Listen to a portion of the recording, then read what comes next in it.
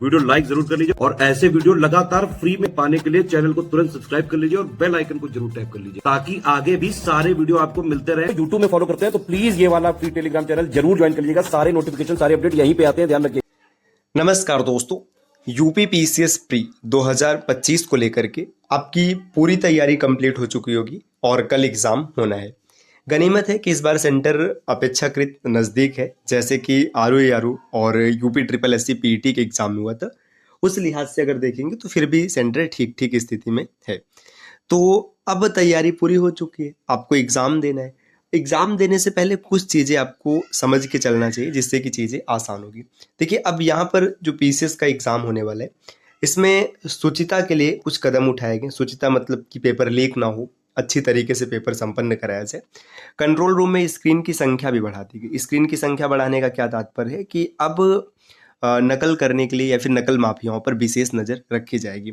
ऐसी भी न्यूज़ है कि इस बार ना एआई के माध्यम से सुरक्षा बढ़ाई जाएगी। मतलब अगर कोई अभ्यर्थी गर्दन भी इधर उधर करता है तो वो पता चलेगा, और साथ ही साथ परीक्षा के साथ, परीक्षा के दौरान और परीक्षा के बाद, इन दोनों परिस्थितियों में क्या होगा, निगरानी चलती रहेगी।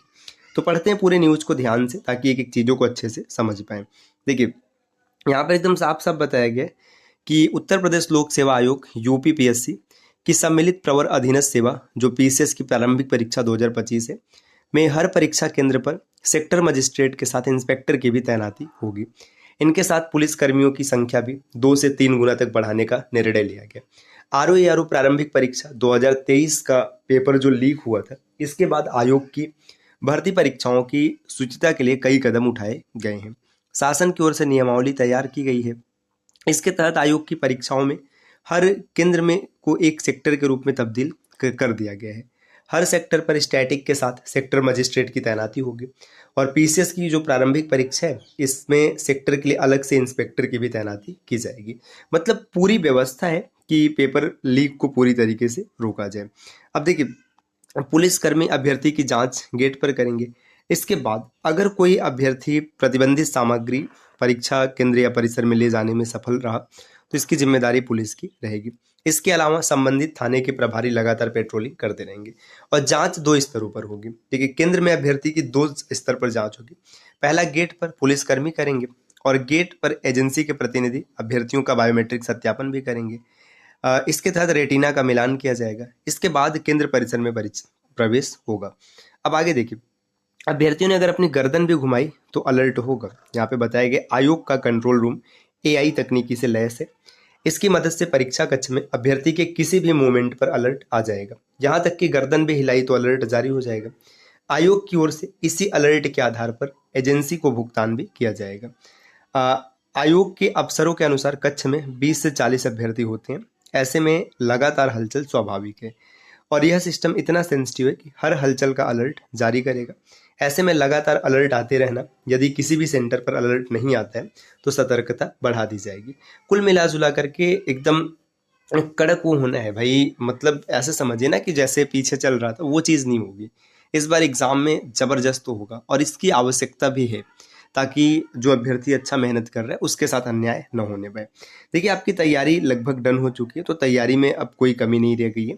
बस आपको क्या करना है, एग्जाम हॉल में पैनिक नहीं होना है, ये चीज़ याद रखना है। अक्सर क्या होता है कि एग्जाम हॉल में हम लोग पैनिक हो जाते हैं और आते हुए प्रश्नों को भी गलत कर देते हैं। तो ऐसी चीज़ों से बचना है।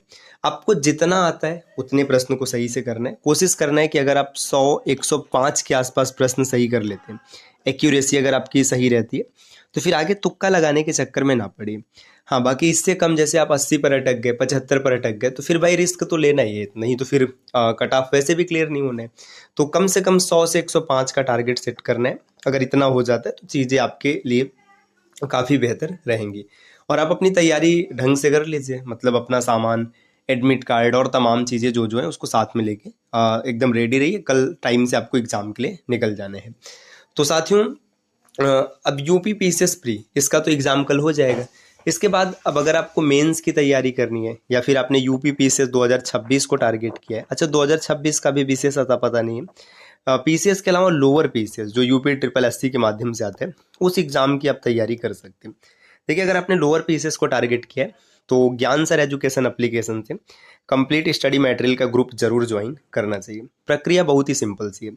प्ले स्टोर से आपको ज्ञान सर एजुकेशन एप्लीकेशन इंस्टॉल करना है और इंस्टॉल करके वहाँ से बैच को ज्वाइन कर लेना है। तो बैच ज्वाइन करेंगे, इसमें आपको देखिए एग्जाम ओरिएंटेड सिलेक्शन मटेरियल मिलेगा, कंप्लीट पीडीएफ नोट्स रहेंगे, रिकॉर्डेड क्लासेस के साथ साथ ना अब इसमें नया फीचर भी ऐड हो गया है कि आपको लाइव क्लासेस भी मिलेंगी और इसमें जो सिलेबस है, जो ट्रेंड है, उसी हिसाब से क्वेश्चन आएंगे और इसकी वैलिडिटी 12 महीने नहीं, अब ये एग्जाम तक कर दी गई। तो कुछ चीज़ें अपडेट हो गई, जल्दी से अपडेट कर दिया जाएगा। प्राइस मात्र 999 रुपये है और आप यहाँ से ज्वाइन कर सकते हैं। अच्छा, अगर आप पढ़ाई करेंगे तो आपको टेस्ट भी लगाना होगा, तो इसके लिए आपको टेस्ट सीरीज भी मिल जाएगा लोअर पीसीएस का, आप इसे भी ज्वाइन कर सकते हैं। और अगर आपको और किसी कोर्स के बारे में जानकारी प्राप्त करना है, जैसे यूपी पुलिस कांस्टेबल हो गया, यूपीएसआई हो गया या फिर लेखपाल का मेंस हो गया, तो आप टीम के नंबर पर कॉल या व्हाट्सएप करके जानकारी प्राप्त कर सकते हैं। जिसके लिए नीचे स्क्रीन पर जो नंबर दिख रहे हैं, आप इनमें से किसी भी नंबर पर कॉल या व्हाट्सएप करके कोर्स की जानकारी ले सकते हैं। तो मिलते हैं साथियों आपसे नेक्स्ट वीडियो में कुछ नए और इंटरेस्टिंग इन्फॉर्मेशन के साथ। तब तक के लिए नमस्कार।